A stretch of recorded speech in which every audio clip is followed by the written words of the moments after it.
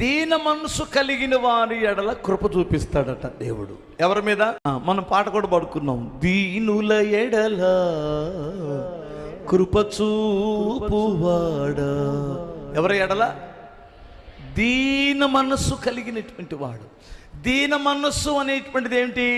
దీన మనస్సు అంటే ఏమిటి? ముఖం వేలాడేసి చూడడం కాదు. నీ ఎదట వ్యక్తిని హృదయములో తక్కువ అంచనేయకుండా, వీరు నాకంటే ఎక్కువారే గాని తక్కువారు ఏమాత్రమో కాదని నీ మనస్సులో అనుకుంటాడు దీనుడు. మనస్సులో ఏమనుకుంటాడంటే గర్విష్ఠుడు లేదంటే పాపిష్టోడు ఏమనుకుంటాడంటే వాళ్ళకేం తెలుసు, వాళ్ళ కులం తక్కువ, వీడికేం తెలుసు, ఆడికేం తెలుసు, ఈ ఎంతటి వాడి నేను తీసేస్తానే ఉంటాడు మనసులో. ఇది హృదయంలో ఉన్న ఆలోచన ఎరిగిన దేవుడు దీన మనస్సు కలిగినటువంటి వాడు ఎవడంటే ఏ మనుషుడిని తన హృదయంలో తక్కువగా చూడడు.